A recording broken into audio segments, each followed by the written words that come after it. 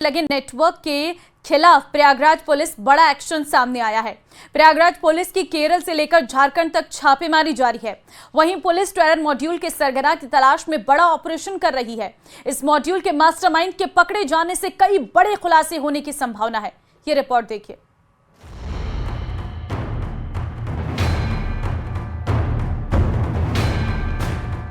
Police की गिरफ्त में खड़ा ये शख्स उस बड़े आतंकी मॉड्यूल का हिस्सा है जो मासूम लड़कियों को दहशतगर्दी के दलदल में धकेलने का काम करता है। प्रयागराज पुलिस ने जो सनसनीखेज खुलासा किया और इस गैंग पर जब शिकंजा कसा गया है, ये गैंग नाबालिग लड़कियों को अपनी जाल में फंसाता था और मासूमों को आतंकी बनाने की कोशिश करता था। पहले बहला फुसलाकर धर्म परिवर्तन करवाता और इसके लिए विदेश भेजने जैसे लालच देता था। लेकिन प्रयागराज पुलिस ने मामले में बड़ा खुलासा करते हुए गैंग का पर्दाफाश किया है और अब गैंग के सरगना की तलाश तेज कर दी गई। प्रयागराज पुलिस केरल से लेकर झारखंड तक छापेमारी कर रही है।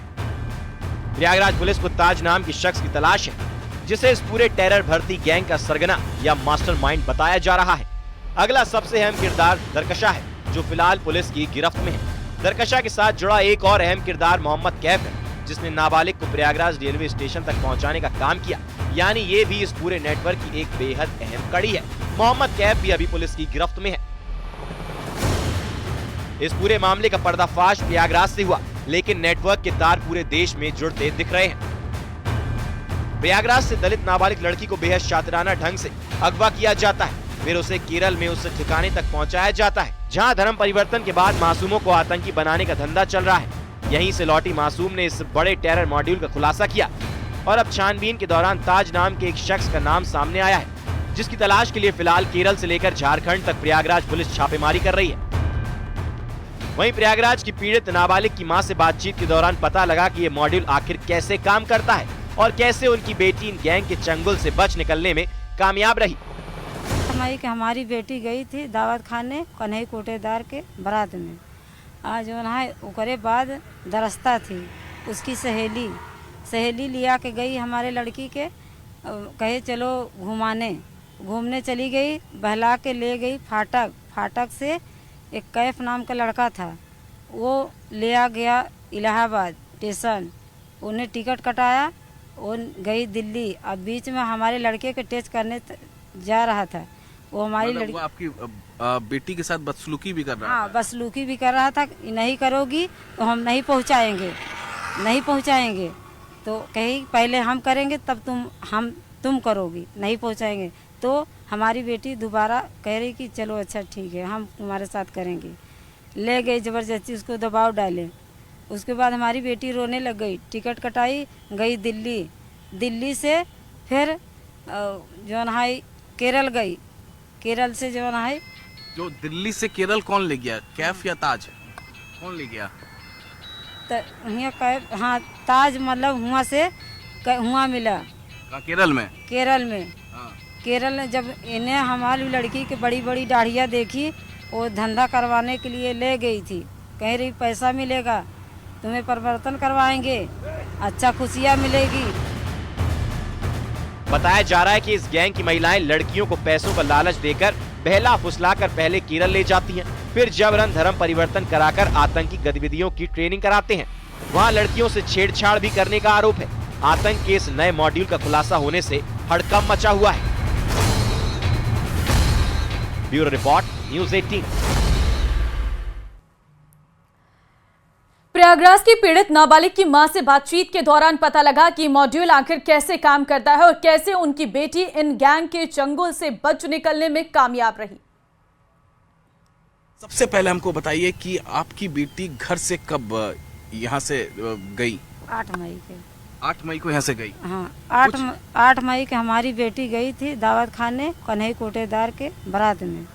आज ओकरे बाद दरस्ता थी उसकी सहेली लिया के गई हमारे लड़की के, कहे चलो घूमने चली गई, बहला के ले गई फाटक से एक कैफ नाम का लड़का था, वो ले आ गया इलाहाबाद स्टेशन, उन्हें टिकट कटाया, वो गई दिल्ली। अब बीच में हमारे लड़के के टेस्ट करने जा रहा था। वो हमारी लड़की आपकी बेटी के साथ बदसलूकी भी कर रहा हाँ, था। बसलूकी भी कर रहा था। नहीं करोगी तो हम नहीं पहुंचाएंगे, नहीं पहुंचाएंगे। तो कही पहले हम करेंगे तब तुम करोगी, नहीं पहुंचाएंगे। तो हमारी बेटी दोबारा कह रही कि चलो अच्छा ठीक है, हम तुम्हारे साथ करेंगे। ले गई ज़बरदस्ती, उसको दबाव डाले। उसके बाद हमारी बेटी रोने लग गई। टिकट कटाई, गई दिल्ली। दिल्ली से फिर जो है केरल गई। केरल से जो है जो दिल्ली से केरल कौन ले गया, कैफ या ताज, कौन ले गया? यहाँ कैफ, हाँ ताज मतलब हुआ मिला। केरल में? केरल में। हाँ। केरल में जब इन्हें हमारी लड़की की बड़ी बड़ी दाढ़ियाँ देखी, वो धंधा करवाने के लिए ले गई थी। कह रही पैसा मिलेगा, तुम्हें परिवर्तन करवाएंगे, अच्छा खुशियाँ मिलेगी। क्या परिवर्तन? धर्म परिवर्तन? धर्म परिवर्तन करवाएंगे। FIR तो हो चुका, इंसाफ चाहती हैं? अब हम मुकदमा लड़ना चाहते हैं। इंसाफ चाहते हैं कि जो बेटी के साथ गलत हुआ सबके साथ उन लोगों आरोपियों को पकड़ा जाए। हाँ, पकड़ा जाए। वो जो हमारे बेटी के साथ गलत करा है वो पकड़ा जाए, वो बंद होंगे। तो ये नाबालिग की माँ है और इनका साफ साफ ये कहना है कि जिन्होंने भी इनकी बेटी के साथ गलत किया है, यानी जिन्होंने बहला फुसला कर ब्रेन वॉश करके प्रयागराज से दिल्ली ले गए, दिल्ली से वो केरल ले गए और केरल में 1.5 महीने तक जो इनकी बेटी पर जुल्म जिस तरीके से परेशान किया गया इनकी बेटी को, उन सभी आरोपी जेल में हो, सलाखों के पीछे हो। शेफाली जरीवाला की मौत के बाद एक सवाल सबके मन में है कि क्या एंटी एजिंग दवाएं जिसका सेवन करने से बढ़ती उम्र के असर को कम किया जाता है, क्या ये खतरनाक हो सकती हैं? क्या एंटी एजिंग मेडिसिन से बढ़ जाता है हार्ट अटैक का खतरा? देखिए रिपोर्ट।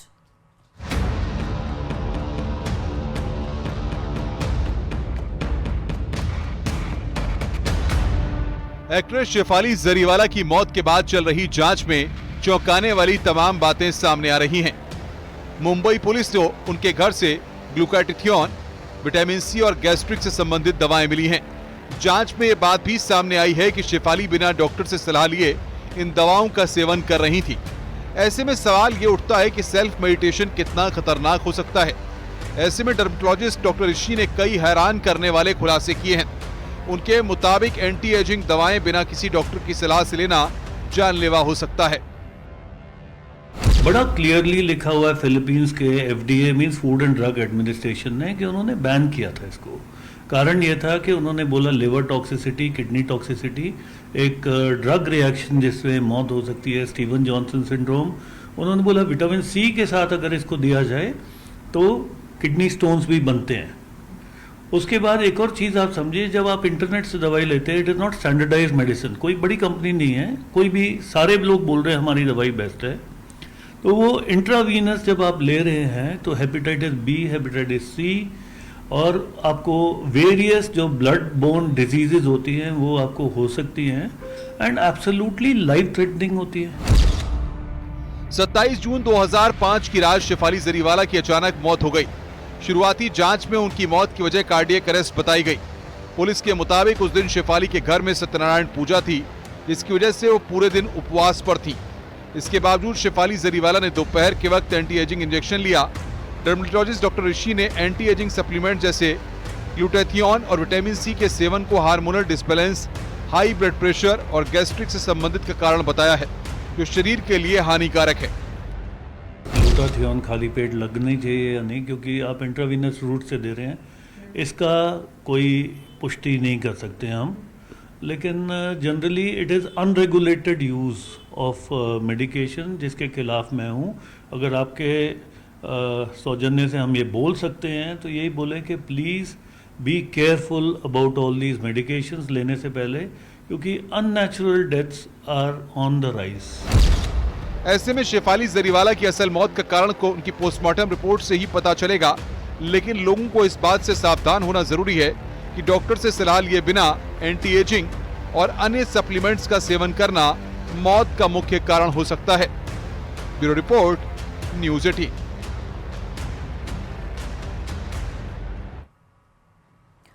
अगर तुम हिंदू होकर हिंदू का विरोध करते हो तो अपना डीएनए टेस्ट करा लो। ये सलाह बाबा बागेश्वर ने समाजवादी पार्टी के मुखिया अखिलेश यादव को दी है। दरअसल एक दिन पहले अखिलेश यादव ने बाबा बागेश्वर का नाम लेते हुए उन पर आरोप लगाया था कि बाबा बागेश्वर कथा के बदले 50 लाख रुपए लेते हैं और उस रकम का बड़ा हिस्सा अंडर टेबल यानी कैश में लेते हैं। अखिलेश के इसी आरोप का जवाब देते हुए बाबा बागेश्वर ने कहा है कि अगर कोई हिंदू होकर हिंदू का विरोध करता है तो उसे अपना डीएनए टेस्ट कराने की जरूरत है। देखिए रिपोर्ट।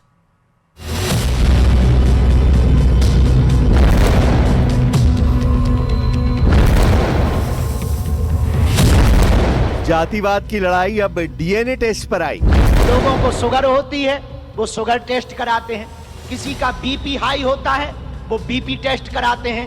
हिंदू होकर के तुम्हें हमसे दिक्कत हो तुम डीएनए टेस्ट कराओ। धीरेंद्र शास्त्री की यादव कथा। ये बात सही है कि किसी का सिर नहीं मुड़ाना चाहिए, चोटी नहीं काटनी चाहिए।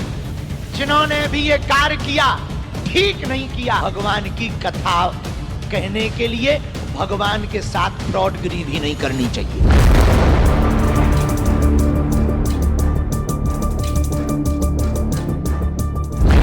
कथावाचक चोटी कांड में नया ट्विस्ट। अंडर टेबल लेगा वो बाबा पैसे, आप पता करवा लीजिए। अंडर टेबल नहीं लेते हैं वो धीरेन्द्र शास्त्री क्या? कथावाच ने भी पता कितनी कीमत होगी उनकी, फ्री थोड़े नहीं।